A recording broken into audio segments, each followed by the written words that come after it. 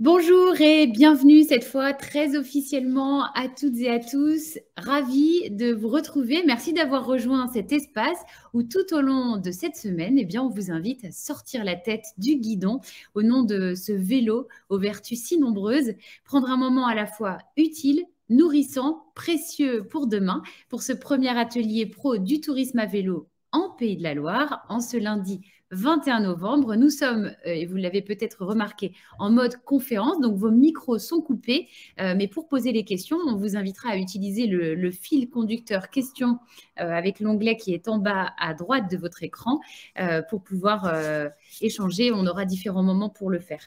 Je vais tout de suite transmettre la parole, le son et l'image au président de l'Agence de développement économique Solutions Éco, élu régional. Il est également vice-président de la Commission économique aux entreprises et de l'international. Et c'est à lui que revient l'honneur d'ouvrir officiellement cette semaine spéciale. Bienvenue à Éric Grelier. Bonjour Éric.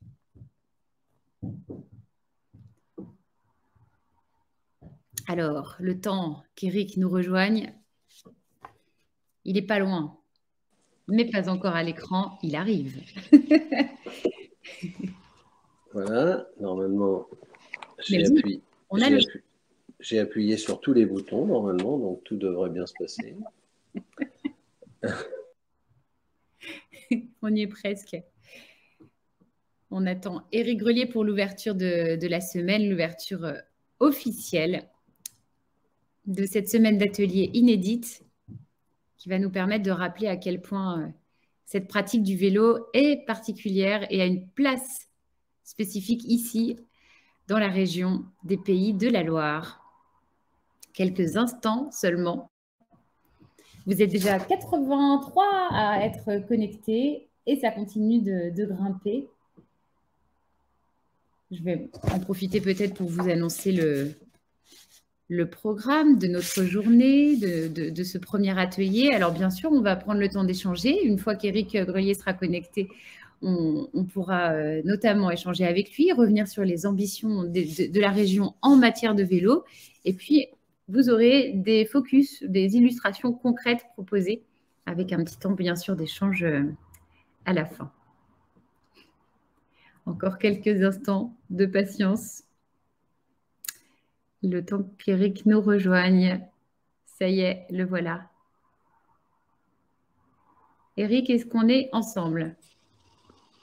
J'aimerais bien. J'ai le son. Ah, parfait. Donc, bon, alors si vous avez le son, c'est le principal, parce que je ne cesse d'appuyer sur les acceptations, et visiblement, je ne sais pas, voilà. Donc, ok. Donc, c'est pas grave s'il n'y a pas l'image, c'est pas ça le plus important. Vous m'entendez tous bien? Oui, pas de problème? Parfaitement bien. Bon, bah parfait, c'est le plus important. Bonjour à toutes et à tous. Donc, merci Cécile pour cette introduction et merci à l'agence pour l'initiative et le rassemblement d'autant de personnes en ce lundi matin. Alors, j'ai vu le programme, j'ai vu les travaux, etc. Quelque chose qui, je ne sais pas comment on pourrait appeler ça, peut-être. J'ai l'impression que nous sommes sur cette notion de vélo à un point, à un moment stratégique de basculement dans toute cette réflexion autour de la mobilité active, puisque les pionniers, on pouvait considérer qu'avant nous étions sur peut-être une population de passionnés d'avertis, et que depuis quelques années, je ne vais pas revenir sur tous les éléments qui ont bouleversé ces 24 ou 36 derniers mois, peut-être des modifications de comportement, des réorganisations des familles, les crises de l'énergie, l'utilité de prendre du vélo, donc, qui avant était essentiellement touristique. Et aujourd'hui, on voit cette ouverture à tous les publics, et pas forcément qu'au vélo, avec sans doute d'autres types de vélos ou d'outils de mobilité à deux roues, à trois roues, je ne sais pas. Donc, ce qui veut dire qu'il y a une adaptation et il y a sans doute une nécessité de travailler sur les services. Alors, si je dis ça, j'ai bien compris qu'on fait un focus tourisme, mais si je dis ça, c'est que le tourisme doit, dans cette réflexion vélo, doit sortir de sa réflexion uniquement touriste pour tourisme, pour arriver sur effectivement l'amélioration de la visibilité des nouvelles offres. Et j'attire l'attention sur le fait qu'on pense très souvent territoire quand on parle tourisme. Et dans le vélo, je pense qu'il faut vraiment, vraiment, comme beaucoup de choses d'ailleurs, penser utilisateur. Voilà, donc j'espère que ces travaux, j'espère que ces rendez-vous, en tout cas je le souhaite vivement, alimentent une vraie réflexion autour de la mobilité active dont le tourisme est la part la plus importante, en tout cas est une part importante à ce jour, et il n'est pas question pour nous de diminuer cette part et cet engagement et cette réflexion autour de la mobilité tourisme et de cet accueil à vélo. Voilà, donc mon premier propos sera sur cet élargissement de la réflexion dans nos souhaits et dans nos programmes et nos actions autour de l'accueil des touristes à vélo. Avec un format particulier, on inaugure, on ouvre une semaine vraiment spéciale, inédite, et un format à distance. C'était quoi l'ambition derrière, Eric? L'ambition, en fait, si vous voulez, en particulier sur le tourisme, ce qui est un petit peu compliqué, c'est que la compétence tourisme est la seule compétence d'ailleurs qui est en périmètre partagé. C'est-à-dire que si vous prenez l'économie, la loi NOTRe dit que c'est la région qui s'en occupe. Si vous prenez les modalités autour du social, les départements sont très impliqués, l'habitat, les collectivités sont très impliquées, le tourisme, on se retrouve avec les compétences à tous les étages. Donc, l'idée de Sortons la tête du guidon, comme toutes les animations qu'on propose à la région via le CRT et via les équipes de l'agence, c'est effectivement de mettre en commun, ou en tout cas de travailler ensemble, puisqu'il faut, on va dire, une initiative, ou en tout cas, voilà, pour que tout le monde partage au maximum les informations, pour qu'on essaie d'avoir une vision claire et d'un cap clair. Après, selon la granulométrie des actions, eh bien, chacun appliquera ou chacun aura des choses à faire à son échelle. Mais en tout cas, l'idée, c'est quand même d'avoir cette prise de hauteur et en associant tout le monde et en essayant de rassembler le plus de gens possible pour piloter cette réflexion et avoir les bons plans d'action derrière et les bonnes initiatives derrière. C'est tout l'intérêt de ces webinaires thématiques, de ces 4 ateliers. Donc, un petit mot sur le programme, de ce qu'on va pouvoir partager avec les participants qui sont de plus en plus nombreux. On est rendu à 90 personnes connectées. Bienvenue à vous qui venez nous rejoindre.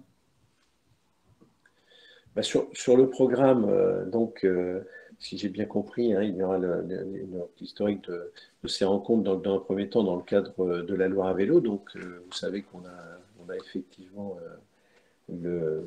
la chance d'avoir un certain nombre d'itinéraires dans la Loire à vélo. On a effectivement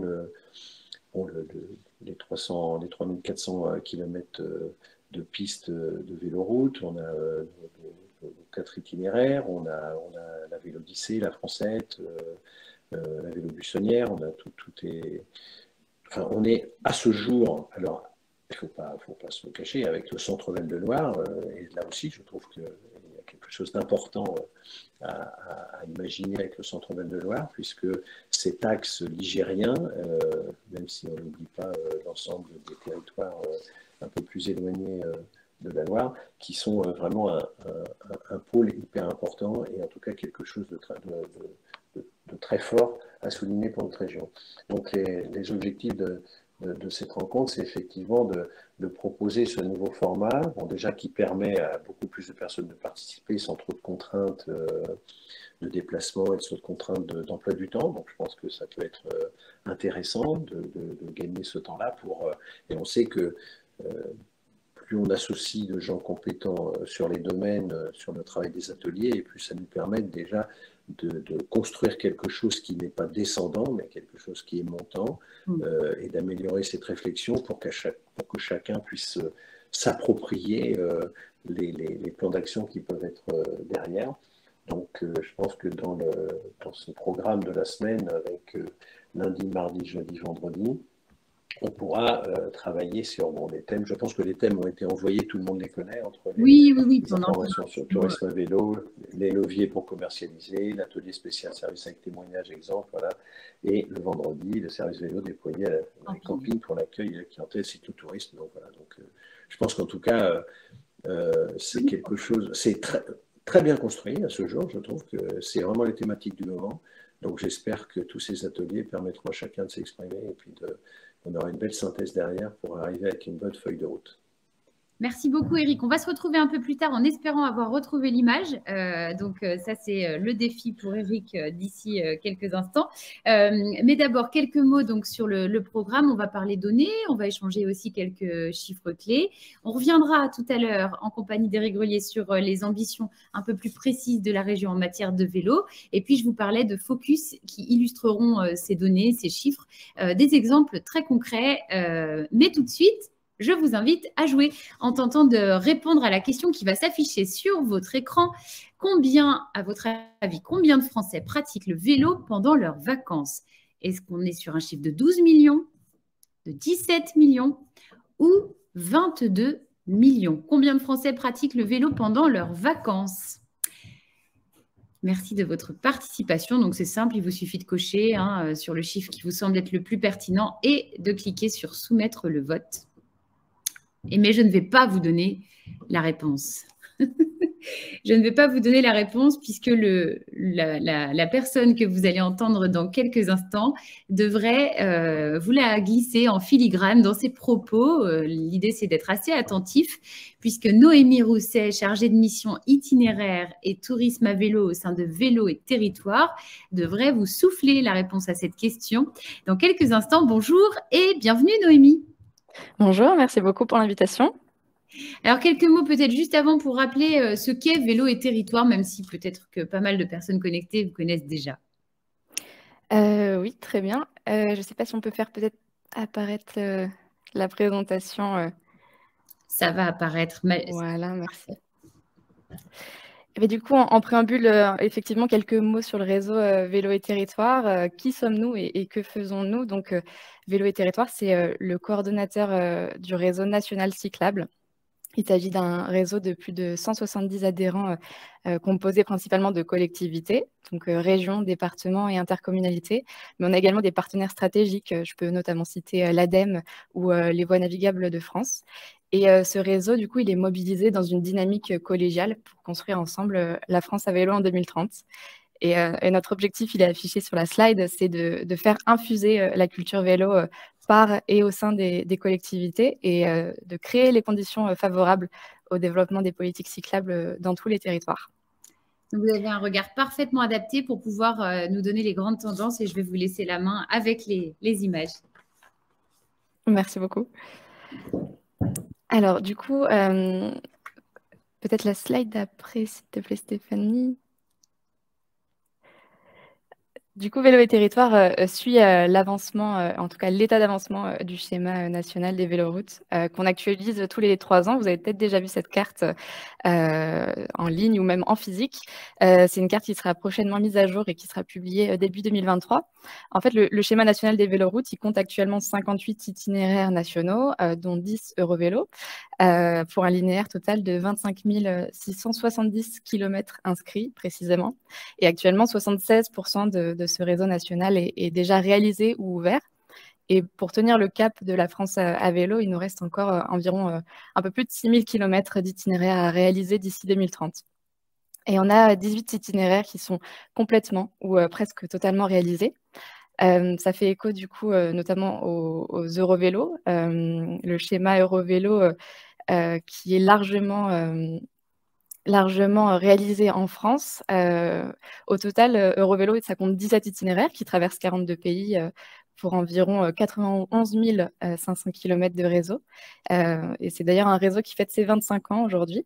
Et comme je le disais, la France, elle est traversée par 10 Eurovélo qui représentent 8 820 km d'itinéraires. Et il est réalisé, ce schéma, à presque 93% en France. Donc, c'est un réseau qui est vraiment structurant et structuré à l'échelle nationale. Et Vélo et Territoire est notamment le centre de coordination nationale pour Eurovélo en France. C'est-à-dire que nous coordonnons le développement de ce schéma et on va aussi représenter la France dans les différentes instances européennes. Du coup, je vais vous faire un focus maintenant plutôt tendance et retombées économiques du vélo en France. Par rapport à ça, du coup, je vais vous présenter quelques données des fréquentations cyclables en 2021. Vélo et Territoire a monté une plateforme nationale des fréquentations et publie régulièrement des données de fréquentation à l'échelle nationale et également régionale. Et l'observation des fréquentations, elle est vraiment primordiale du coup pour analyser les pratiques, leurs évolutions, leurs impacts et également orienter efficacement l'action publique en faveur du développement du vélo quotidien et touristique. On peut observer du coup en 2021 une augmentation de 18% des fréquentations au niveau national par rapport à 2019, qui sert d'année de référence hors Covid. Et on voit également une évolution en termes de pratique, en termes de type de pratique, avec une augmentation de 18% pour la pratique du vélo utilitaire dans les déplacements au quotidien, mais également une augmentation de 19% de la pratique du vélo pour les loisirs, la découverte, les excursions. Et une combinaison du coup utilitaire et loisirs qu'on appelle mixte, qui augmente également de 19%. On constate également une répartition annuelle par saison qui est forcément plus importante pour l'été, avec 32% des pratiques pour cette saison-là. Mais les ailes de saison, donc le printemps et l'automne, sont également de plus en plus propices à la pratique du vélo.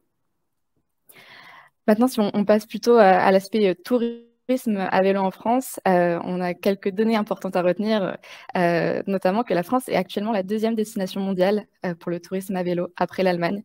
On peut le faire, on peut y arriver à la première place. On a toutes les chances pour atteindre cette première place. On est d'ailleurs actuellement la première destination programmée par les tours opérateurs spécialisés en séjour à vélo. Et du coup, pour répondre au quiz d'introduction lancé par Cécile, on a 22 millions de Français qui pratiquent le vélo pendant les vacances et principalement pour les balades. La majorité des participants, 52%, avaient choisi 17 millions. Donc, c'est beaucoup plus finalement. Enfin, c'est plus. Finalement, voilà. On est meilleur que ce qu'on pense. Voilà. Donc 22 millions de Français qui pratiquent le vélo et ça révèle un réel engouement du coup pour le vélo puisque 12% des Français ont donc une pratique régulière ou systématique du vélo pendant leurs vacances.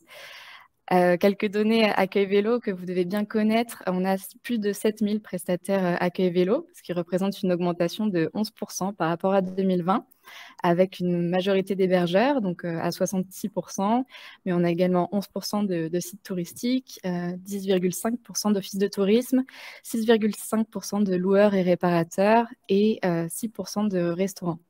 Et l'objectif affiché du coup pour 2030 serait d'atteindre 20 000 établissements labellisés accueil vélo. Okay. On a parlé du réseau Eurovélo, qui est déjà très structuré au niveau national, et on peut le constater également au niveau des chiffres de fréquentation de ces itinéraires, puisqu'on a une augmentation des fréquentations des Eurovélos de 17% par rapport à 2019.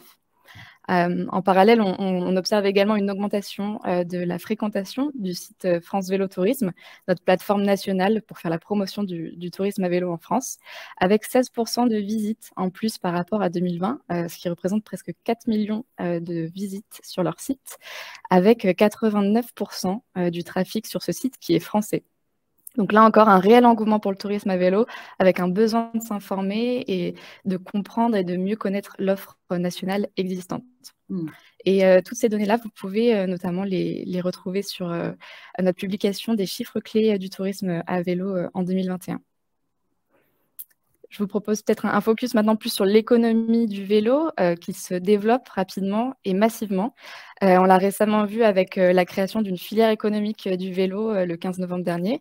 Il y a une réelle volonté politique de s'engager pour favoriser et développer l'économie du vélo. Comme vous le voyez sur la slide, on a actuellement 8,2 milliards de retombées économiques directes des usages du vélo, ce qui représente actuellement 78 000 emplois. Et l'objectif affiché pour 2030, c'est d'atteindre 100 000 emplois dans la filière vélo. Le chiffre d'affaires maintenant du marché du cycle a lui augmenté de 43% entre 2019 et 2021. Et la vente de vélos a également explosé avec 2,7 millions de vélos vendus en 2021. Et ça représente une augmentation de presque 4% par rapport à 2020. Et en 2021, on a également un vélo sur 4 qui était un vélo à assistance électrique, ce qui représente une augmentation de 28% des ventes. Focus maintenant plus sur les retombées économiques, juste la slide avant, s'il te plaît Stéphanie, sur les retombées économiques directes du tourisme à vélo, qui est une réelle aubaine du coup pour l'économie locale et nationale. Comme on l'a dit, il y a 22 millions de Français qui pratiquent le vélo pendant leurs vacances. 20% des touristes à vélo viennent de l'étranger et les touristes à vélo dépensent nettement plus que les autres touristes lambda, avec en moyenne 68 € par jour et par personne, contre 55 € pour des touristes classiques, si je puis dire. Okay. Ça représente donc 4,2 milliards d'euros de chiffre d'affaires par an. Et sur la Vélodyssée, par exemple, en 2018, les touristes dépensaient en moyenne 71 € par jour et par personne. Et sur la Loire à vélo, on était à environ 80 € par jour et par personne. Donc, c'est une réelle aubaine pour les territoires traversés par ces itinéraires-là. Concernant maintenant, du coup, les ambitions de la France en matière de vélo, on voit qu'il y a un réel filon, hein, il y a des réels potentiels à développer le vélo et le tourisme à vélo. Et donc, pour ça, on a un cap stratégique à Vélo et Territoire, c'est donc de construire la France à vélo en 2030. En quoi ça consiste? Du coup, c'est achever tout d'abord les schémas vélo au profit de l'équilibre des territoires. Ça suppose donc de développer 100 000 km de maillage cyclable structurant supplémentaire, d'atteindre 12% de part modale alignée du coup avec la stratégie nationale bas carbone, également de quadrupler les financements vélo, c'est-à-dire de les faire passer actuellement de 8 € par habitant et par personne à 30 € par habitant et par an, et faire du vélo un outil de mobilité à part entière en diffusant vraiment la culture vélo dans tous les territoires et porter finalement la France au rang de première destination mondiale du tourisme à vélo. Et la bonne nouvelle, c'est que cet objectif, il a été repris et intégré au plan de reconquête et de transformation Destination France. Du coup, le plan Destination France, il a été présenté, juste la slide d'après, s'il vous plaît. Il a été présenté, merci, en 2021, le 20 novembre 2021, par le Premier ministre pour la période 2022-2024. Et c'est un plan qui a pour objectif de relancer l'activité touristique pour conforter la France comme première destination touristique durable mondiale et l'ASC comme première destination pour le tourisme à vélo d'ici 2030. Dans la continuité, on a récemment eu en septembre 2022 l'annonce du plan vélo 2.0 par Elisabeth Borne sur la période 2022-2027, avec 250 millions d'euros de financement qui seront débloqués rien que pour l'année 2023. Et l'objectif, du coup, c'est de développer des infrastructures et le stationnement, mais également de développer la filière économique vélo, comme on l'a vu précédemment. Et enfin, plus récemment encore, en octobre, on a eu la publication du programme Développer le vélotourisme porté par l'ADEME, avec au total 6,5 millions d'euros de financement qui seront débloqués sur 3 volets d'action. Je ne vais pas rentrer dans le détail maintenant, mais du coup, c'est de se faire référencer par la marque Accueil Vélo, d'aménager les aires de service ou de cofinancer des études sur les itinéraires. L'objectif, du coup, c'est vraiment d'améliorer l'expérience du touriste à vélo, de répondre à leurs attentes en accompagnant les acteurs et les territoires sur ces enjeux majeurs. Et comme vous le voyez, on a 4 ingrédients clés et incontournables pour répondre aux besoins des touristes à vélo. Ces besoins, ils ont été notamment mis en valeur, mis en lumière par les nombreuses études de fréquentation qui ont vu le jour ces dernières années. Et donc, leurs besoins, c'est tout d'abord une infrastructure de qualité, c'est-à-dire un réseau d'itinéraires cyclables qui doit être maillé, continu et jalonné, avec un soin particulier apporté au revêtement et à l'entretien pour permettre aux touristes à vélo de pratiquer les itinéraires également durant les ailes de saison, donc d'avril à octobre, tout comme l'ouverture également des services hors saison, mais également des équipements à proximité des itinéraires. Un deuxième ingrédient clé, c'est les services, du coup. Les touristes à vélo, ils ont des besoins spécifiques auxquels la marque Accueil Vélo, elle va répondre. Et cette marque nationale, elle qualifie les prestataires qui proposent des services adaptés aux cyclistes selon 6 référentiels. Et pour développer le tourisme à vélo, il est également utile de soutenir l'émergence de services adaptés. Donc, on peut penser à la location en one-way, donc c'est-à-dire prendre récupérer un vélo à un point A et le laisser à un point B. On a le transport de bagages, l'assistance, mais on peut penser également en termes d'hébergement, proposer des solutions d'hébergement léger, d'équipements vélo de qualité, comme des stationnements sécurisés ou des consignes à bagages.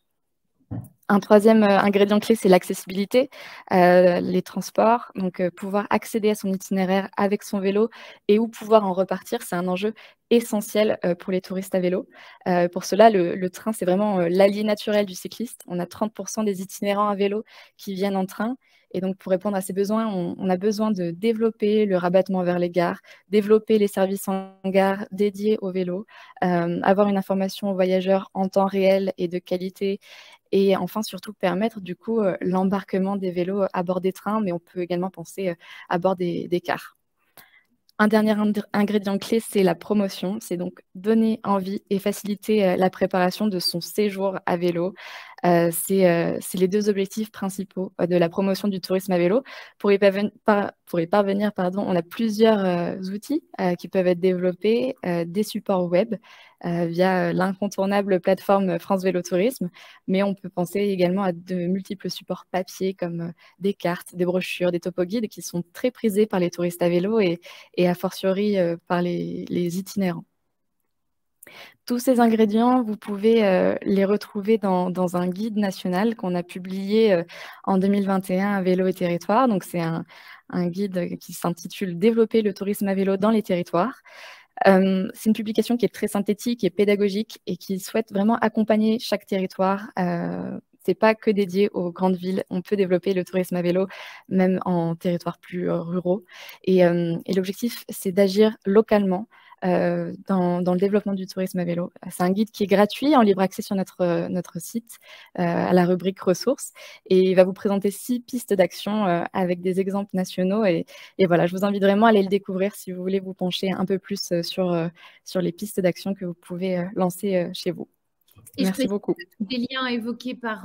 merci beaucoup Noémie. Et je précise que tous les liens sont copiés et vous pouvez les retrouver dans l'onglet questions. Voilà, si vous voulez faire des copier-coller et vous préparer une petite liste.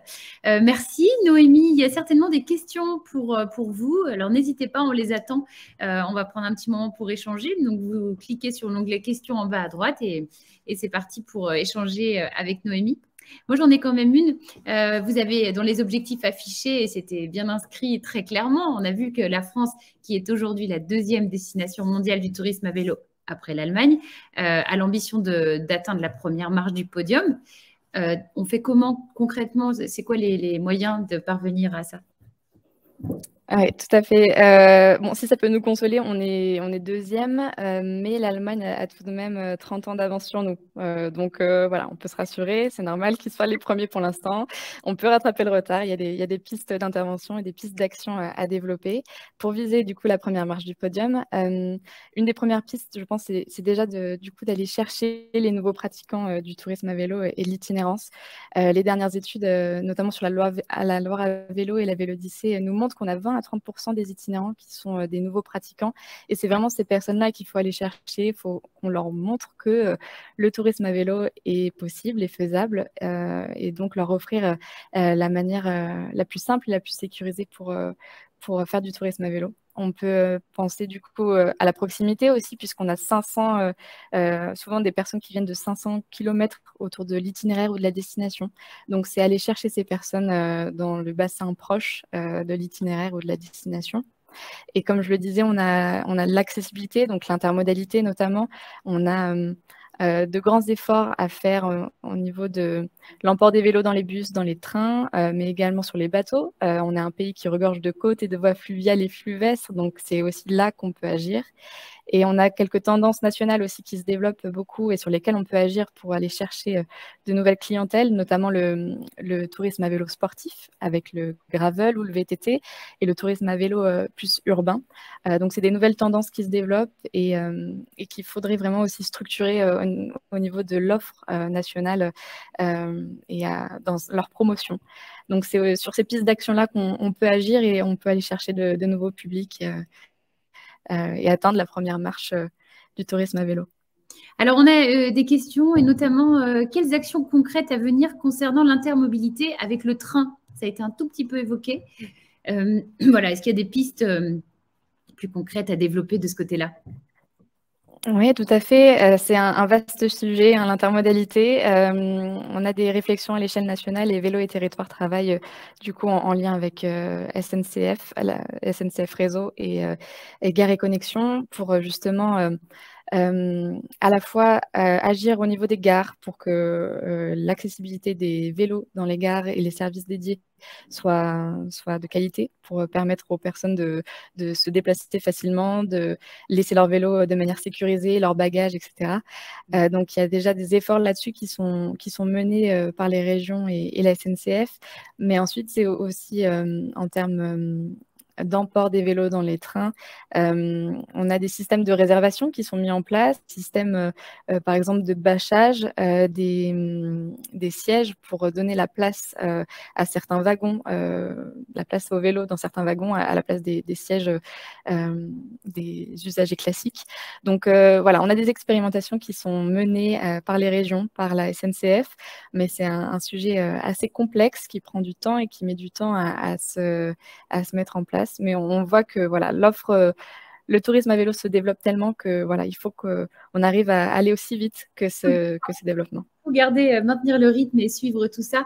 Une autre question, quelles sont pour vous, quelles sont les meilleures applis pour mieux retrouver son chemin à vélo, pistes cyclables notamment? C'est intéressant ça. Il en existe plusieurs, effectivement. J'ai pas envie j'ai pas envie d'en oublier, mais je pensais à Komoot, je peux penser à... on a quoi d'autre? On a GeoVélo, voilà, c'est des applications qui vont permettre de faire des calculs d'itinéraire. France Vélo Tourisme permet également de faire des calculs d'itinéraire. On n'a pas d'application sur France Vélo Tourisme, mais voilà, c'est ce type-là d'applications, GeoVélo, Komoot, qui peuvent, ou Outdoor Active également, qui permettent de calculer son itinéraire, de le retrouver facilement son chemin quand on est sur les pistes. Une question qui complète ce qu'on avait abordé en parlant d'intermobilité avec le train. Est-ce qu'il y a une vraie volonté de la SNCF et qu'en est-il par rapport aux autres pays et leur réseau ferroviaire? Il y a effectivement une vraie volonté de la part de la SNCF à développer l'intermodalité. Comme je le disais, on travaille en lien étroit avec eux sur ces sujets-là, puisqu'on a un pôle plus observation du coup à Vélo et Territoire qui s'occupe également de ce sujet de l'intermodalité-là. Dans les autres pays, on pense forcément du coup aux Pays-Bas qui sont très forts en termes d'intermodalité.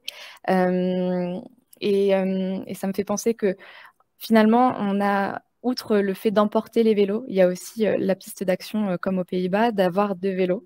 Mais donc là, c'est plus pour le vélo au quotidien, c'est-à-dire que les personnes se rendent à la gare avec un vélo et ont un autre vélo dans leur gare d'arrivée.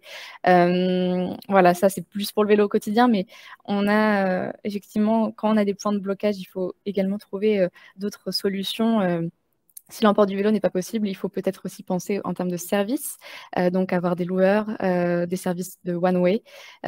Donc voilà, c'est aussi là-dessus qu'on peut agir pour contourner le problème de l'intermodalité qui, pour l'instant, est un peu limité. Pas encore totalement réglé. Autre question pour Noémie. Étant le premier cyclo-café en 2016 au bord de la Loire à vélo, le premier loueur de vélo hydrogène à assistance électrique, basé en centre Val-de-Loire, quelle est votre politique concernant le projet Vélir, un déplacement facile et durable? Ça vous parle? Moi, j'avoue que Vélir, ça ne me parle pas. J'avoue que là, je n'aurais pas de réponse à apporter, excusez-moi. Est-ce qu'on peut éventuellement avoir quelques détails pour bien comprendre cette question? Projet Vélir, manifestement, en tout cas pour Noémie, c'est pas, ça résonne pas complètement. Je vais en profiter pour avoir une autre question sur le rôle. Comment les acteurs institutionnels, socioprofessionnels du tourisme peuvent contribuer aux réflexions et puis essayer peut-être de booster tout ça pour que ça aille encore plus vite. Déjà, j'ai envie de dire, participer à ces ateliers organisés par les Pays de la Loire, c'est une première une première bonne étape de se rencontrer, d'échanger, même si c'est en visio, c'est des échanges qui, je suis sûre, seront très riches durant toute cette semaine. Pour prendre part aux réflexions plus nationales, je vous invite également peut-être à participer au rendez-vous du tourisme à vélo, qui est co-organisé du coup par Vélo et Territoire et ADN Tourisme. La dernière édition du coup a eu lieu à Orléans au mois de juin et c'est vraiment 2 jours où on se rencontre, on échange lors de tables rondes, d'ateliers thématiques, on partage les expériences de chacun, de chaque territoire, quelle que soit leur typologie et l'objectif on a un objectif commun, c'est de faire avancer la France à vélo et de la rendre plus cyclable, d'en faire une vraie nation du vélo et du tourisme à vélo. Donc, je vous invite à participer à l'édition 2023. La date et le lieu seront communiqués assez rapidement et vous pouvez retrouver toutes ces informations sur le site de Vélo et Territoire ou d'ADN Tourisme. Voilà, merci beaucoup pour ces précisions, Noémie. On va s'arrêter là pour les questions. Sachez que les réponses seront apportées dans le fil ou un peu plus tard. Voilà, donc tout le monde, notamment sur ce fameux projet Vélir. Merci infiniment, Noémie, pour cette présentation. Merci à vous. Plonge au cœur de notre sujet. On va rejoindre Eric qui a ouvert cette semaine inédite, qui nous a déjà donné des éléments sur l'ambition forte des Pays de la Loire en matière de vélo. Mais ce que vous ne savez peut-être pas, c'est que derrière ces nombreuses casquettes d'élus que je vous ai déjà citées, c'est aussi peut-être d'abord un pratiquant de vélo. Et on a l'image en plus. Vélo tous les jours, Eric ? Non, pas vélo tous les jours, malheureusement, parce que j'habite un peu trop loin. Mais vélo au maximum, oui, quand je peux, oui. Oui. Ça fait partie du quotidien. Oui, ça fait partie du quotidien au maximum. Et ce que j'ai entendu là avec Vélo et Territoire, alors bon, je ne suis pas surpris puisque j'ai participé à Bourges, en tout cas je suis allé à Bourges dans le cadre des rencontres qu'ils ont fait il y a quelques semaines. Donc c'était très intéressant. Après, on voit bien dans tout ce qui a été décrit entre le constat et les solutions à venir, je crois que tout a été à peu près dit. C'est très intéressant. Très, très intéressant. On dit souvent que les Pays de la Loire sont la région du vélo. Pourquoi cette réputation et finalement, est-ce qu'elle est justifiée ? Après, je vais dire oui parce que je suis fier d'être en Pays de la Loire. Justifié. Bon, c'est vrai qu'on a la chance d'avoir quand même, je l'ai dit tout à l'heure, la Vélodyssée, la Francette, la Loire à vélo.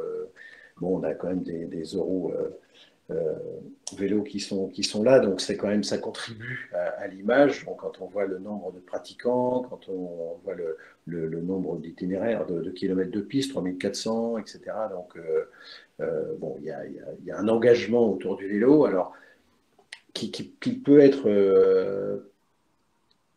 qui a démarré par de la piste cyclable touristique, et puis avec ces itinéraires-là, je pense que ce qui serait intéressant, et ça a été évoqué par Noémie, c'est qu'on passe un cap au-delà de ça. Elle l'a dit dans ces quatre derniers points, entre la sécurité, l'équipement, entre les services, entre la multimodularité, etc. J'ai pratiqué le train, j'ai fait la Vélodyssée cet été. Donc, bravo. Voilà, donc effectivement, vous voyez ce kilomètres sur la Vélodyssée ? Pas toute la Vélodyssée. Non, je l'ai rattrapé au Sable d'Olonne, je suis vers d'Angers, donc j'ai fait un petit bout de Francette et je suis descendu jusqu'à Osgore, donc j'ai fait 700 km. Et donc, c'est là où vous voyez qu'il y a des choses très simples à faire, très très simples. Voilà, donc je dirais qu'une première chose, c'est qu'il faut vraiment expliquer à tout le monde, et je le dis à Noémie, il faut vraiment qu'on trouve un moyen de penser l'utilisateur, parce que quand chaque territoire se réapproprie la signalisation, là vous êtes content d'avoir Komoot ou GeoVélo. Quand chacun édite une carte, vous ne pouvez pas partir avec 50 cartes, etc., etc. Donc et ça correspond à ce millefeuille du fonctionnement de la compétence du périmètre du tourisme, où il faut sans doute faire des choses assez simples parce que on a un public qui n'est plus le public d'avant, avant c'était un public très averti, très passionné. Aujourd'hui on a un public familial moi, j'ai croisé des familles, il y a certains circuits, je ne sais pas comment ils ont fait pour passer les chariots, quoi. Parce que, vous savez, il y a des petites chicanes, il y a un certain nombre de choses. Donc, quand vous avez une chariote avec 2 enfants derrière, là, je pense qu'ils ont dû faire quelques séances de démontage. Donc, voilà. Donc, après, vous voyez ceux qui viennent juste de louer les vélos. Alors là, il y a vraiment une information code de la route à faire, parce que je pense que ce n'est pas le véhicule qui est le problème, hein. Le vélo râlait sur la voiture, le piéton râle sur la trottinette et le vélo râle sur la trottinette. Donc en fait, le point commun à tout ça, c'est que c'est un humain qui est dessus, hein, dedans. D'où le côté râleur, c'est de la base. Donc voilà, donc je pense qu'il y a un gros travail. Tous les thèmes ont été évoqués. En tout cas, la région Pays de la Loire, alors je ne peux pas annoncer officiellement, mais je peux vous dire qu'il y a une commission qui est en place, où on a regroupé on a fait un comité de pilotage où on a regroupé toutes les commissions, infrastructure, transport, tourisme, économique, etc., pour essayer de travailler, en tout cas pour réfléchir sur on va dire, notre vision et notre plan mobilité active, parce que ces mêmes pistes qui sont aujourd'hui, et c'est le thème par rapport au tourisme, mais seront aussi utilisées par l'habitant, par celui qui va au travail, etc. Voilà, donc ensuite, ceux qui vont au travail, parler de la SNCF, il faudra sans doute développer, Noémie parlait dans Hollande où il y avait un vélo à l'arrivée, un vélo au départ, mais il faudra sans doute… One way, je crois, c'est ça. Voilà, c'est ça, ouais. Il faudra sans doute trouver des solutions. Pourquoi? Parce que c'est impossible d'équiper un TER pour mettre 150 vélos avec 150 passagers. Et j'espère qu'il y aura 150 personnes à faire du vélo pour aller au travail le matin pour une distance. Mais donc, ça veut dire qu'il faut arriver sur des nouveaux services, etc. Donc, la région, si aujourd'hui, je veux dire, et là je rejoins Noémie, même si on a des bons résultats, je pense qu'on est au début d'une grande aventure pour organiser le vélo. Ce fameux point de bascule, on n'a pas encore passé la bascule. Au début de l'année, la région a voté un nouveau schéma du tourisme et des loisirs. Est-ce qu'on peut revenir sur la place réservée au tourisme à vélo au sein de ce schéma? Parce que ça fixe des axes aussi pour l'avenir, j'imagine. Ça, il n'y a même pas eu, il n'y a pas de débat, c'est que la filière, le tourisme à vélo est toujours une filière prioritaire, hein. Donc, après, il y a des vrais objectifs par rapport à la sécurité et à la qualité, hein. Bon, j'habite juste à côté de l'itinéraire de la Loire à vélo. Bon, je pense qu'aujourd'hui, la Loire à vélo n'est pas suffisamment sécurisée, hein. Enfin, en tout cas, sur une partie de nos départements, il y a des travaux à faire, il y a des choses à faire, d'où l'importance de relier ça avec les infrastructures, avec la mobilité, pour pas que ce soit simplement du financement de ruban qui va d'un point A à un point B. Il faut vraiment revisiter ça. Donc ça veut dire qu'aussi, on va, dans le dispositif d'aide, on va revisiter les aides pour le tourisme à vélo. Bien sûr qu'on aimerait tout faire pour maintenir la Loire à vélo dans le top 3 des itinéraires européens. Pourquoi? Il faut un nouveau souffle parce que la Loire elle-même attire, donc là, il n'y a pas de problème là-dessus. Mais là aussi, ça a été souligné par Noémie. Il y a toute la notion autour du service, autour des consignes, de l'accueil, le vélo. Bon, je ne vais pas l'évoquer là ce matin, mais je peux vous faire un rapport complet. J'ai traversé 6 départements. Je peux vous faire un rapport complet de l'accueil. Et je l'ai fait tout seul, voilà, pour ne pas être perturbé par quoi que ce soit. Alors évidemment, je n'ai pas connu les sujets pour accueillir 3 ou 4 ou 5 personnes. J'ai croisé des familles et on a discuté. Et là, j'ai vu les autres types de difficultés qu'ils pouvaient avoir. Donc, on a vraiment un travail à faire dans cet accueil vélo, dans ces labellisations, dans ces équipements, dans ces organisations. Donc ça, on va revisiter le dispositif d'aide. Ensuite, il y a sans doute à bien travailler des études de fréquentation et un peu les comportements, etc., pour justement essayer d'apporter la meilleure réponse possible à l'utilisateur. Et puis l'intermodalité, ça, mon collègue Roch Brancourt, Noémie l'a souligné, on avait des TER cet été avec des bâches pour pouvoir mettre les vélos. Alors ça, c'est là où les études et les stats sont importantes parce qu'il faut savoir où les gens s'arrêtent, on va dire en règle générale, pour savoir à partir de quelle destination il faut remonter les vélos. Ouais. Voilà, donc ça c'est... Mais je crois que Xavier de la On va y commission revenir un petit peu. interviendra là-dessus. Exactement. Ouais. Une petite dernière question. On imagine que ce fameux point de bascule, ça y est, il est derrière nous. On se projette dans 10 ans, 15 ans, en réfléchissant à la vision qu'on peut avoir de nos modes de déplacement. Est-ce qu'on peut imaginer qu'aujourd'hui, ce qu'on appelle moyen alternatif à la voiture, demain, ce seront les références, les basiques, finalement, ça sera presque plus un sujet, la place du vélo? Alors, pour moi, on est un point de bascule, c'est-à-dire qu'effectivement, avec le vélo assistance électrique, alors moi non plus, je ne connais pas le dossier Vélir, on parle d'hydrogène, là, je ne sais pas, mais effectivement, on peut imaginer que dans les 10-15 ans à venir, les fabricants, ou on a des grands fabricants chez nous, vont arriver avec d'autres produits et pas que le vélo classique que l'on connaît. Donc ça veut dire que la première réflexion, c'est que si on raisonnait que tourisme, alors évidemment, la Vélodyssée restera sans doute que tourisme, parce que la Loire à vélo, pas forcément, parce qu'il y a des axes qui peuvent aussi servir au domicile-travail, mais il y a une vraie réflexion à avoir pour dire finalement les routes de demain seront plus sans doute utilisées en mobilité active, avec alors, le vélo bien sûr, puis d'autres types de véhicules. Et là, il ne faut pas se tromper sur l'équipement. Et c'est ça. Parce qu'il y a certains axes aujourd'hui où les pistes cyclables sont trop petites. Hein. C'est embouteillage sur embouteillage et c'est même dangereux. Et c'est d'ailleurs, vous pouvez faire toutes les enquêtes, hein, c'est le mot sécurité qui revient en premier. Et comme vous avez une multitude de façons d'utiliser ces voies-là, eh bien, vous vous retrouvez avec certains qui veulent aller vite, certains qui se promènent, certains qui s'arrêtent n'importe où, certains. Donc, ça veut dire qu'il y a une complexité supplémentaire pour tout cela. Donc on aura, enfin en tout cas, je pense qu'aujourd'hui, alors évidemment, on n'est pas aux Pays-Bas. Hein. Aux Pays-Bas, qu'il neige, qu'il vente, qu'il pleuve, c'est pas un problème. Hein.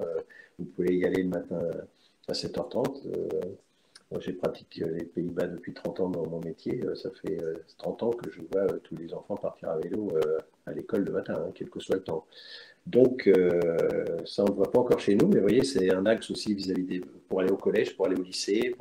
Donc, tout ça, c'est une multitude de structuration, d'organisation au niveau de l'infrastructure, au niveau de l'intermodalité, et qui forcément bénéficiera en partie sur l'action tourisme, puisque si une famille se sent sécurisée pour venir en vacances à un endroit précis, s'il y a à la fois les pistes très poétiques et très agréables qu'on peut leur proposer pour les vacances, ils pourront être aussi très intéressés pour avoir la bonne piste pour aller faire des courses.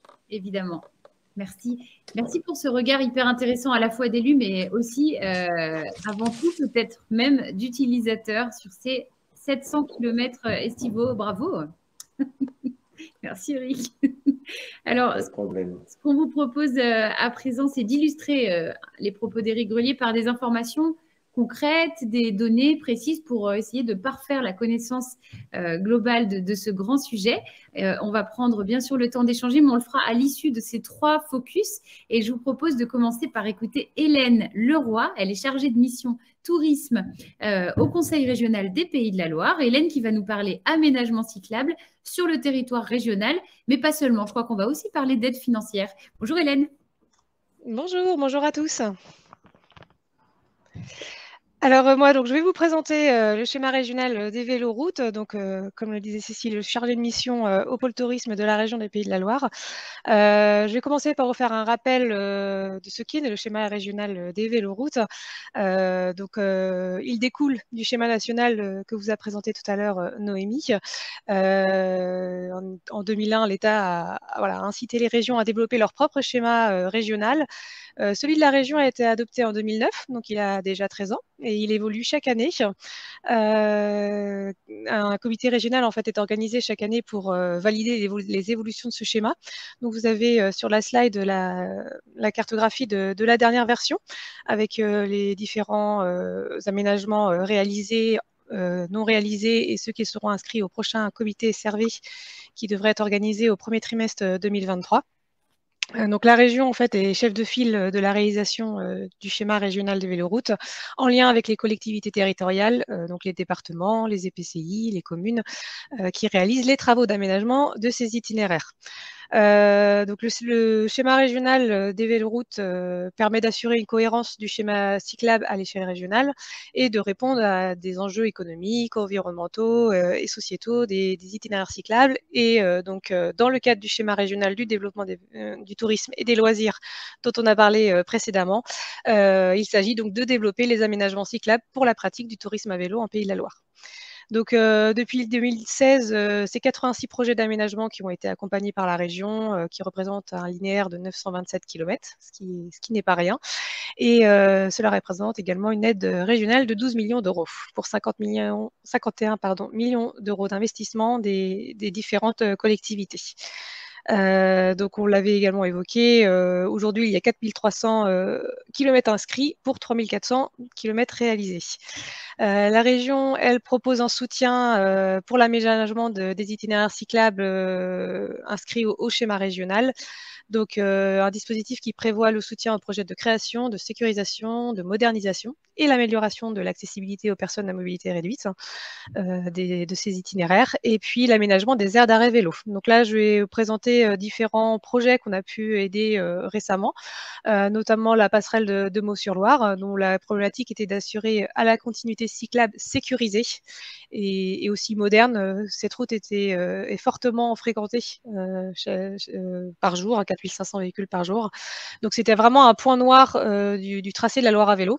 Donc c'était un très beau projet qui a été porté par le département. La région donc a apporté un soutien financier et aujourd'hui donc on permet de relier les deux rives en toute sécurité. Un autre projet comme exemple, on peut passer à la slide suivante. La création donc d'une voie verte, cette fois-ci entre Montval-sur-Loire et Bessay-sur-Bray, donc dans la Sarthe. Là, ici, on est sur un projet de création et sécurisation, puisque ce projet permettait donc de sécuriser une portion de la vallée du Loir à vélo, et également de connecter l'offre touristique à cette nouvelle voie verte. Donc voilà, on a tous les différents pans, création, sécurisation, et puis développer l'offre touristique autour de ce réseau cyclable. De nouveaux itinéraires également côté Vendée, donc à La Roche, donc entre La Roche-sur-Yon et le littoral. L'idée ici était d'offrir un maillage cyclable cohérent à l'échelle départementale. C'est aussi ce qu'on poursuit dans le cadre du SRV, c'est-à-dire qu'il y a vraiment un maillage cohérent. Donc le projet ici était un projet collaboratif entre plusieurs collectivités de Vendée et également soutenu par le département. Et donc la région Pays de la Loire également est venue soutenir cette liaison qui fait donc La Roche-sur-Yon, Bretignolles-sur-Mer et La Roche-sur-Yon, les Sables.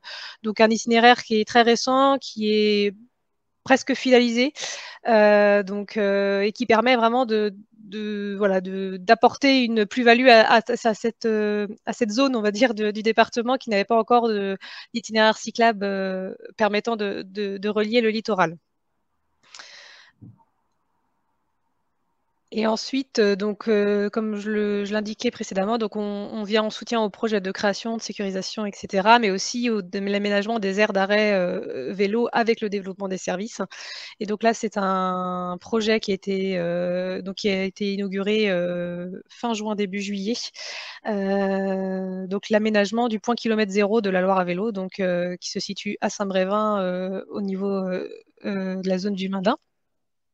Donc c'est une zone qu'on comptabilisait à peu près 50 000 passages en 2021, 50 000 passages vélo. Donc c'est vraiment un endroit stratégique pour les cyclistes pour s'arrêter. Et donc cet aménagement propose tout un panel de services aux cyclotouristes, des stations de réparation, des tables de pique-nique, un point d'information touristique, un point d'eau également, des box sécurisées, des bornes, des stations de recharge, voilà, pour faciliter l'itinérance à vélo.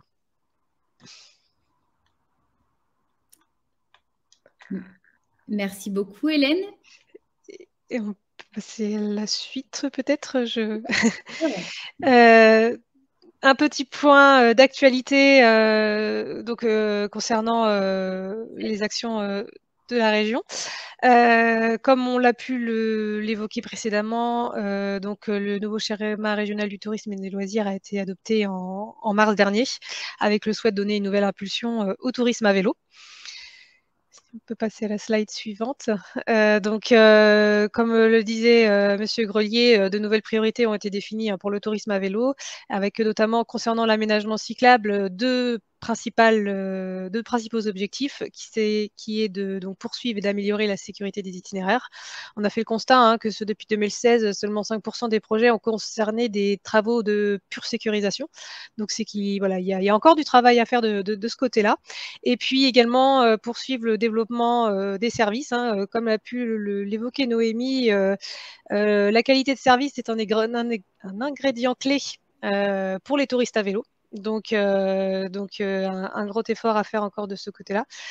Comme l'a dit M. Grelier, une évolution est donc attendue de ces dispositifs au premier trimestre 2023 pour aller plus loin sur les deux points que je viens d'évoquer, mais aussi pour répondre à d'autres enjeux transversaux à notre région qui ont été fixés par la présidente, à savoir donc le handicap. Donc, les maîtres d'ouvrage ont pour la plupart déjà pris en compte le handicap dans les aménagements cyclables, mais aussi dans l'aménagement des aires de service notamment. Mais on peut toujours aller plus loin. Donc, on souhaite renforcer ce soutien aux projets qui prenant en compte le handicap au-delà des normes et plus largement aider les entreprises touristiques ayant un projet d'acquisition d'équipements adaptés à aller dans cette voie, qui ont vraiment un engagement concret dans ce sens. Donc, ça peut être par exemple un loueur de vélo ou un camping qui souhaite acquérir un vélo adapté, par exemple. Donc, voilà, des informations complémentaires viendront au premier trimestre 2023 également. Et puis, on a également la transition écologique que personne ne peut aujourd'hui ignorer. Donc, il s'agira de soutenir des projets présentant un engagement plus concret dans la transition écologique, alors à voir quelle forme cela prendra. Ça peut être étudié à toutes les étapes du projet. Donc voilà, c'est des réflexions qui sont en cours et qui seront, dont on espère pouvoir vous présenter une avancée au premier trimestre 2023.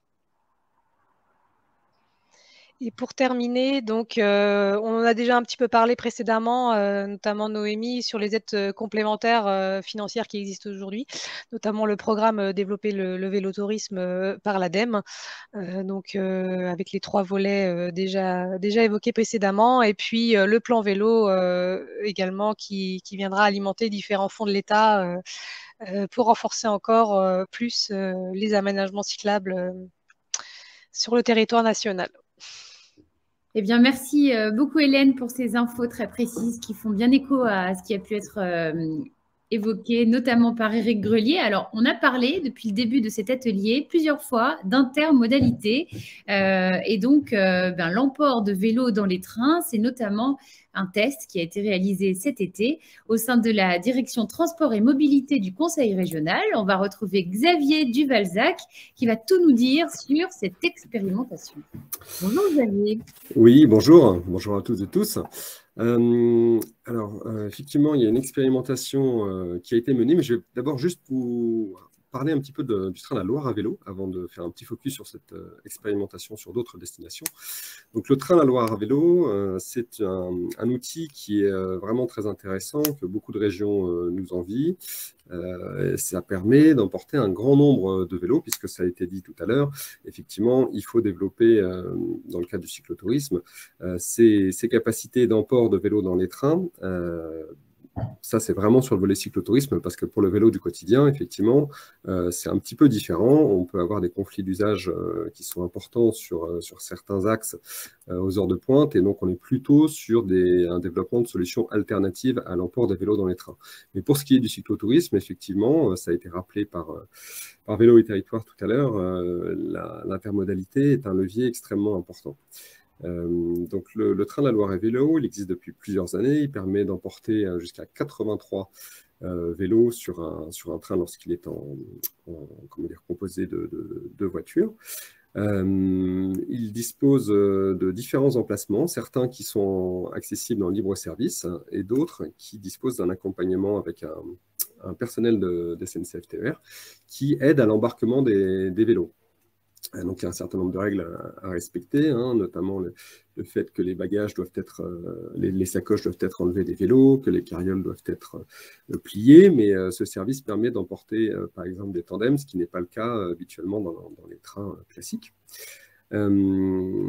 Aujourd'hui, la circulation du train s'effectue à peu près de mi-juin à mi-septembre. Il y a de petites variations chaque année, mais c'est quand même l'ordre de grandeur. Il y a une réflexion qui est en cours pour que l'année prochaine, éventuellement, le service puisse être étendu au mois de mai, puisqu'il y a quatre ponts conséquents au mois de mai, et puis d'inclure également les journées du patrimoine qui se déroulaient cette année, une semaine après la clôture du service. Autre nouveauté, depuis l'année dernière, un système de réservation, juste la diapo précédente, il y a un système de réservation qui est en place sur la salle basse, un système qui est donc conseillé mais pas obligatoire, qui est gratuit et qui permet de s'assurer de disposer d'une place dans cette salle basse. Ça, c'est quelque chose d'assez intéressant puisque il y a quelques années, on pouvait assister à des scènes un petit peu de cohue dans certaines gares, puisque le train était victime de son succès et il y avait beaucoup de monde qui pouvait prétendre à la montée. Donc là, on a pacifié quand même pas mal les choses et les retours sont très très bons sur ce système de réservation. Et puis, un petit mot sur la fréquentation. Donc en salle basse, donc cet espace qui est accompagné, là, dont je vous parlais, la fréquentation est sensiblement la même qu'à l'été 2021. En revanche, sur les espaces en libre accès, on a noté une forte augmentation de la fréquentation avec 27% de vélos en plus, donc ça fait quand même quasiment 26 000 vélos qui ont été transportés lors de cette période, entre le mi-juin et mi-septembre. Et donc, une autre expérimentation a été testée, on peut passer à la diapo qui suit, cet été, pour emporter plus de vélos donc sur certains axes, Nantes vers la côte atlantique, hein, donc Nantes-Pornic, Nantes-Saint-Gilles et Nantes-les-Sables-d'Olonne. Donc, comme ça a été évoqué tout à l'heure, on a demandé à TER de supprimer un certain nombre de places assises dans les matériels roulants pour disposer des bâches sur ces sièges et permettre ainsi d'emporter plus de vélos que la configuration de base, hein, suivant le matériel roulant. On est entre 6 et 11 places vélos. En l'occurrence, on est plutôt sur 6 sur ces axes-là. Donc là, on a quasiment triplé la capacité d'emport. Encore une fois, un service accompagné avec du personnel TER qui était présent dans les voitures. Un service qui n'était pas constant, c'est-à-dire qu'en juin et en septembre, ça concerne uniquement le week-end, et en juillet et août, c'était tous les jours de la semaine. Service, encore une fois, gratuit et sans réservation. En revanche, c'est la petite nuance avec le train de la Loire à vélo. Ça va peut-être évoluer pour l'année prochaine, mais en tout cas, c'était dans le cadre de ce périmètre-là qu'a eu lieu cette expérimentation. Le bilan, si on peut juste revenir sur la diapo d'avant, le bilan, il est très positif, hein, on a 95% d'usagers qui se sont déclarés très satisfaits du service, plus de 5000 vélos qui ont été transportés durant cette période, plusieurs centaines de trains, 600 trains qui ont été accompagnés. On voit que la répartition était assez homogène entre les 3 destinations, à peu près, avec un petit plus sur Pornic, mais grosso modo un tiers vers chaque destination. Et puis on avait permis le fait de monter avec son vélo dans l'ensemble des gares qui étaient desservies par ces trains. Et donc ça, c'était aussi quelque chose d'intéressant, puisque évidemment, c'est à Nantes que le maximum de personnes montaient, mais il y a d'autres gares intermédiaires où ce service a trouvé aussi un écho favorable. Derrière, vous avez quelques petites photos qui montrent un petit peu le système qui a été mis en œuvre. Donc, c'est un petit peu à l'image de ce qui se fait dans d'autres régions, hein. Je pense notamment à Nouvelle-Aquitaine sur la Via Rona, ce qui s'est fait en Bretagne, ce qui se fait en Nouvelle-Aquitaine. Voilà, vous avez donc 2 personnels qui aident à la prise en charge et positionnent les vélos sur les sièges. L'année prochaine, on envisage de reconduire ce dispositif. On réfléchit avec TER à comment l'optimiser. On fait le constat que 2 accompagnants, c'est peut-être un petit peu... bon, ça nous a été imposé par TER cette année, mais c'est sans doute un petit peu riche, entre guillemets. Et si on arrive à passer avec un seul accompagnant, on pourrait envisager d'avoir d'autres destinations qui puissent bénéficier de ce service-là. Je pense notamment à Nantes-Redon et Nantes-La Rochelle, de manière à avoir un dispositif qui soit continu sur la Vélodyssée, ce qui fera le lien aussi avec des dispositifs similaires en Bretagne et en Nouvelle-Aquitaine. Et donc, on aurait une couture, une jonction qui serait réalisée sur l'ensemble de la Vélodyssée. Ça pourrait être particulièrement intéressant, il me semble. On a parlé de services tout à l'heure, donc on a parlé d'aménagement cyclable sécurisé, en rabattement vers les gares. Là, on vient de parler de l'emport des trains, des vélos dans les trains, pardon. Un autre service, peut-être passer la slide qui suit, c'est le stationnement sécurisé aux abords des points d'arrêt du réseau Aléop. Donc, les points d'arrêt, ce sont les gares, mais également les points d'arrêt routiers. Donc, on a deux dispositifs, enfin, il existe en tout cas un dispositif au niveau régional qui est porté par la région qui permet de cofinancer à hauteur de 50% le déploiement de ces stationnements vélos sécurisés. Comme ça a pu être fait, par exemple, au niveau de l'EPCI, la Comcom Erdre-et-Gèvres, qui a déployé 300 places de stationnement sur son territoire, en ciblant spécifiquement les points d'arrêt routiers. Et puis, je finirai là-dessus. Depuis ce matin, vous avez la plateforme Alvéole Plus qui est active et qui vise également là, à cofinancer le déploiement de 100 000 places de vélos sécurisés d'ici fin 2024. Donc, c'est un projet qui est assez ambitieux. C'est financé par des C2E. Vous avez un taux de participation de cofinancement qui varie suivant les zones, suivant les projets.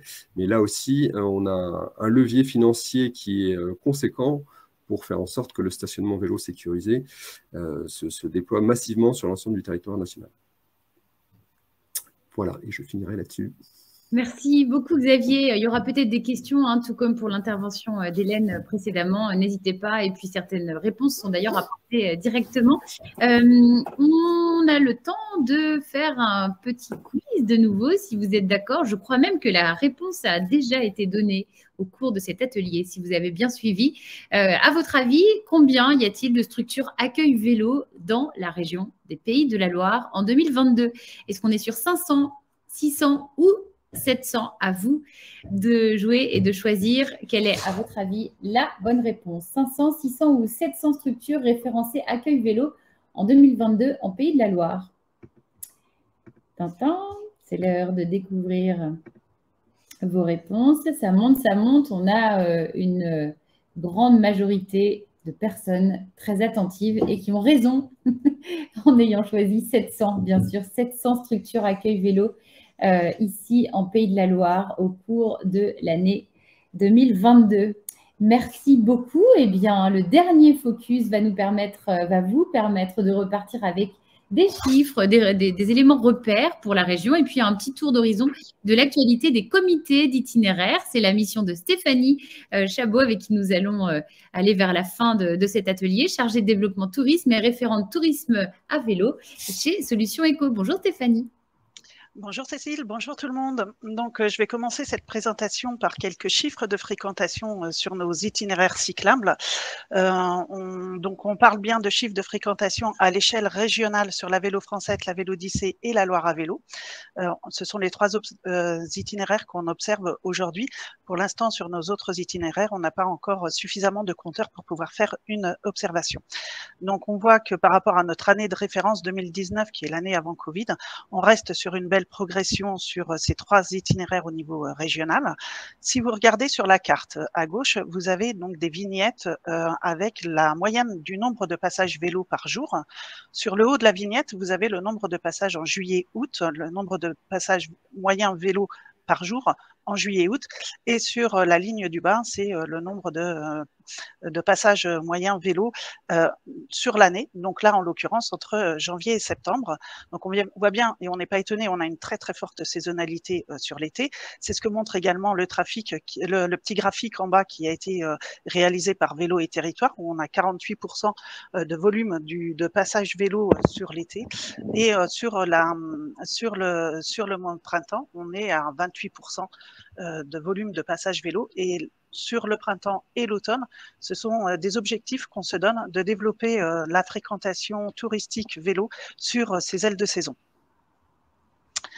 Concernant la marque Accueil Vélo, la marque Accueil Vélo a 10 ans cette année. La marque s'est déployée à partir de 2012.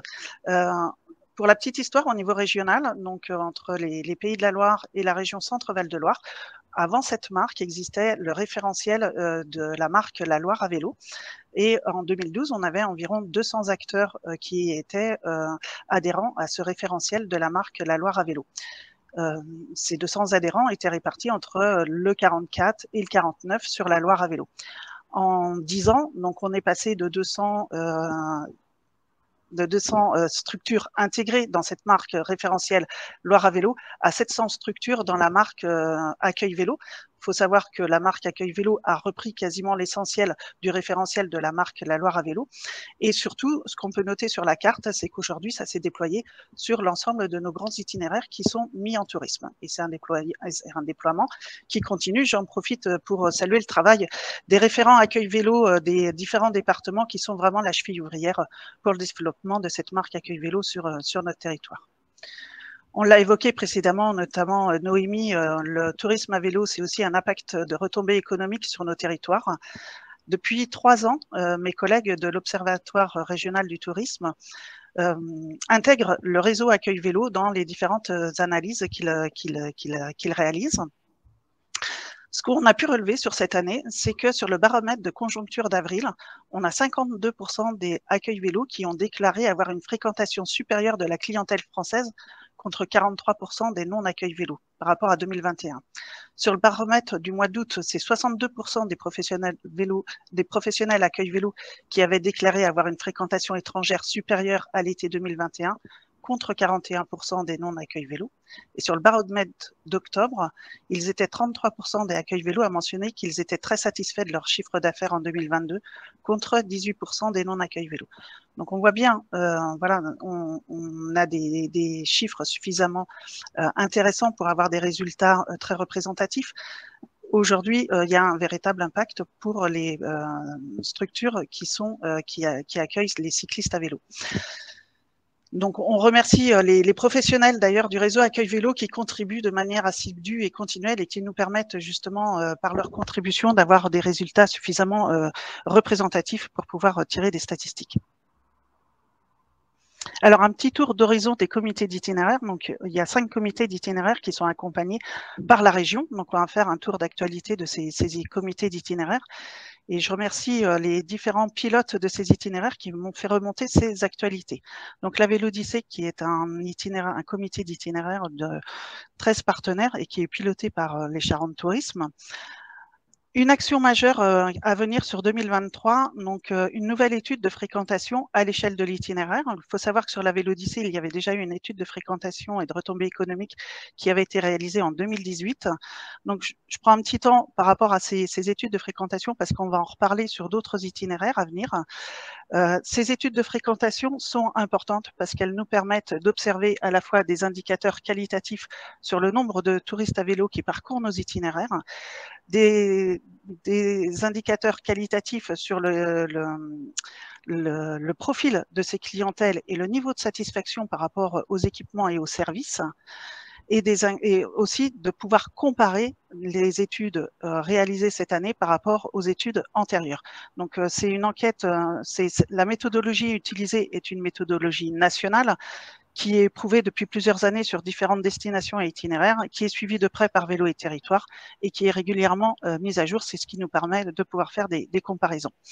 La deuxième actualité sur 2023 pour la Vélodyssée, donc là en 2022, la Vélodyssée a eu 10 ans. Elle a été lancée en 2012 et elle a eu 10 ans sur 2022. Pour cela, elle a lancé un passeport que vous pouvez retrouver sur son site web. Vous pouvez imprimer une feuille où vous aurez différentes tampons à collectionner auprès des offices de tourisme du parcours de la Vélodyssée.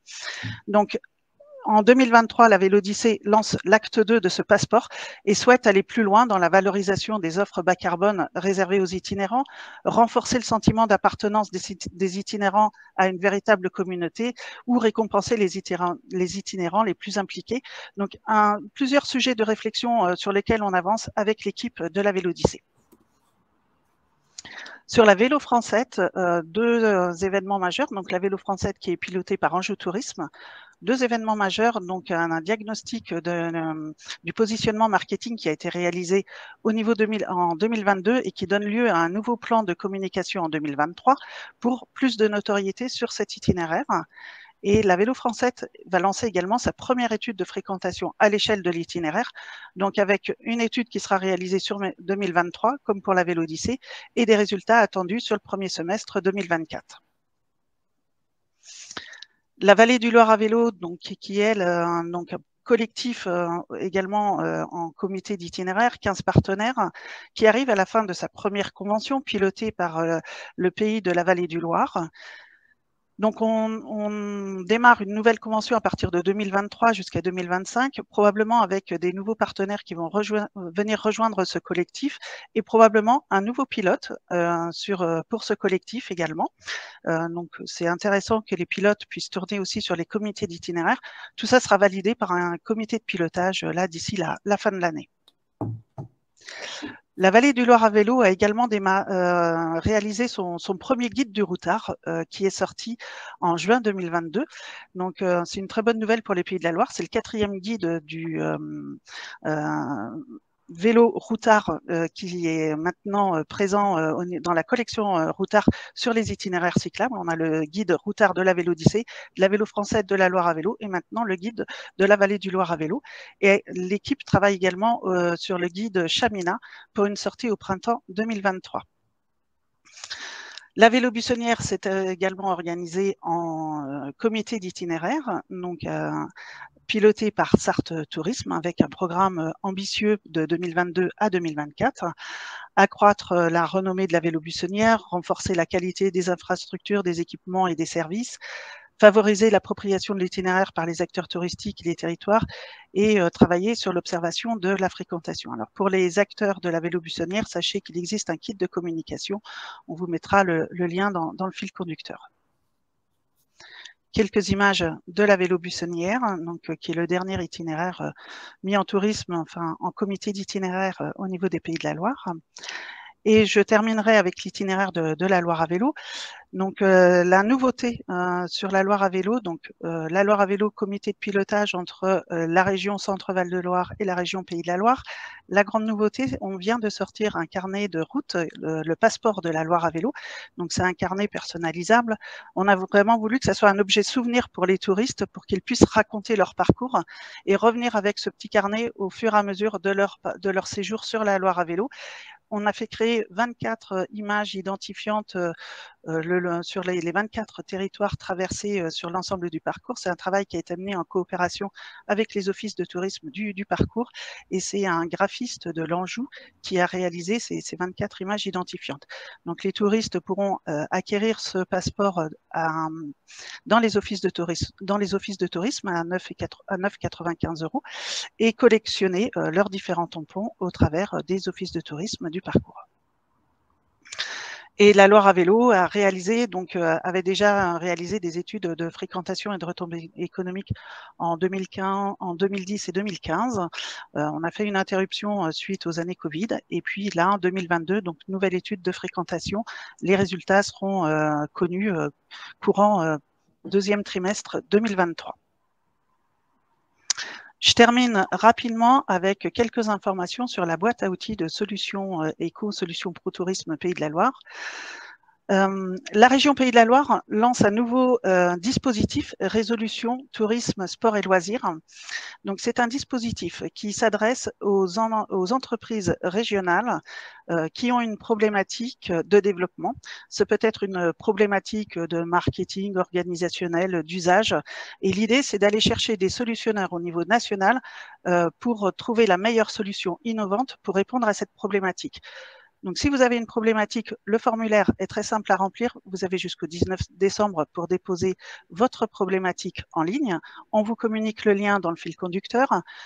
5 projets, suite au dépôt de ces problématiques, il y aura un jury qui va se réunir et 5 projets seront retenus. Ensuite, il y aura une publication au niveau national pour un appel à solutionneurs. Et ces entreprises, du coup, seront accompagnées pour la résolution et la solution innovante. la boîte à outils sur Solutions Pro Tourisme Pays de la Loire, donc IRESA, système de vente en ligne, Académie Tourisme, formation e-tourisme, on en parle dans le webinaire de demain. eStart, je vous invite à vous y inscrire si ce n'est déjà fait. Ça permet de faire remonter de la donnée au niveau régional et départemental sur les fréquentations, mais vous aussi de pouvoir consulter vos propres données de fréquentation et de vous abonner à l'e-minute e-tourisme qui vous permet de rester informé. Et vous retrouvez tous ces outils sur la boîte à outils Solutions Pro Tourisme Pays de la Loire. Merci Stéphanie. Waouh, ça en faisait des informations. Moi, j'ai très envie de le petit passeport. Hein. Ça fait très envie. C'est un bel objet. Alors, les réponses ont été données dans le fil conducteur. Vous avez aussi des références. Donc, voilà, tout est disponible. Et la semaine ne faisait que commencer puisque cet atelier d'ouverture, ce lancement officiel s'achève maintenant. Eric, on va terminer ensemble. Je vous rappelle le programme des prochains jours. Donc, dès demain, on va se retrouver à 11 h pour parler commercialisation. Jeudi, rendez-vous avec un atelier consacré aux services, booster les services. Et puis vendredi, un atelier autour du camping et d'itinérance à vélo. C'est notre rayon, bien sûr, vendredi, toujours à 11 h. Eric, un dernier mot pour clore ce coup d'envoi. Il revient, Eric, avec nous pendant que vous pouvez profiter du programme et de ce qui vous attend pour nos rendez-vous de fin de matinée jusqu'à vendredi. Donc, demain, à 11 h, on parle commercialisation. Et puis, jeudi, service et vendredi, camping. Voilà, on poursuit sur ce même format avec beaucoup de participants. Et j'en profite pour vous remercier d'avoir été aussi présents pour ce premier rendez-vous de cette semaine spéciale. Alors, Eric, le mot de la fin pour terminer l'ouverture officielle de cette semaine. Vous m'entendez? Oui. Ah, donc, parce que je suis le champion du bug. Heureusement que j'ai moins de panne avec mon vélo. On n'a plus l'image, mais on a le son. Bon. Non, très bien. Écoutez, voilà, j'ai souhaité participer à ce lancement du début à la fin, voilà, et ça confirme que cette réunion ce matin confirme que voilà, on maîtrise bien, on connaît bien les enjeux, qu'on a un bilan quand même assez positif, mais bon, jamais suffisant. Hein, c'est toujours, on peut toujours faire mieux, mais on voit aussi que le potentiel est important. Vous pouvez, en tout cas tous les participants, s'ils ne le savent pas, je le répète, il y a une vraie volonté politique au Conseil régional et avec toutes les équipes, y compris que ce soit les équipes à la région ou à l'agence, mais ça fait une politique régionale d'accompagner les acteurs et de jouer le rôle de chef de file pour l'organisation de ces dispositifs. Alors évidemment, je sais que toutes les personnes connectées sont très conscientes et très mobilisées sur ces dispositifs et sur cette, on va dire, une nouvelle approche, hein, à la fois touristique et à la fois de ces nouveaux consommateurs. Alors, je le dis, je le répète, que toutes ces personnes connectées-là qui sont mobilisées et conscientes de cela, donc, elles font sans doute partie d'autres organisations professionnelles ou locales, etc. Il faut vraiment transmettre le message parce que, je vous l'assure, pour faire des milliers de kilomètres, tout le monde n'a pas cette conscience de l'accueil et du service. Alors, les cyclistes ne demandent pas plus que quelqu'un qui vient avec sa voiture dans un camping. Hein. Simplement, il y a une vraie notion. Et si nous, on est capable d'apporter des équipements et que l'on veut se mobiliser, ça a été décrit, pour apporter de la facilité, des équipements financés, accompagner les EPCI, accompagner les agences de développement locales, etc., pour essayer d'améliorer tout ça, on ne peut rien faire sur le service. C'est bien les professionnels, c'est bien les acteurs qui sont la clé de voûte de cette réussite, parce que vous pouvez avoir une belle piste cyclable en toute sécurité, c'est quand même quand vous arrivez le soir à l'accueil ou le midi, ou que les services sont de qualité, que vous vous souvenez de votre bon souvenir. Voilà. Donc, je pense que vous vous souvenez plus de la galère que la preuve. On parle beaucoup de SNCF, 98% des trains arrivent à l'heure. Si vous avez le malheur de tomber dans les 2% qui n'arrivent pas à l'heure, c'est votre mauvais souvenir de la SNCF. Donc, c'est à peu près la même chose dans notre accueil tourisme, vélo et bien d'autres. Donc, au regard du programme de la semaine, je voulais vraiment féliciter toutes les équipes à l'initiative de cela et remercier tous les participants, parce que sans connexion pour ce matin, donc c'est bien. Je vois qu'il y a plein d'énergie, plein de compétences autour de la table. Donc je m'en réjouis et en tout cas, je vous souhaite à tous et à toutes une très belle semaine autour de cette réflexion et je suis sûr que nous allons non pas confirmer que nous sommes la première région, mais distancer très largement et venir sur des ratios allemands aux Pays-Bas pour montrer que l'autre pays du vélo, c'est bien la région des Pays de la Loire. Évidemment. Merci beaucoup, Éric Gruyé, d'avoir été présent pour cet atelier d'ouverture.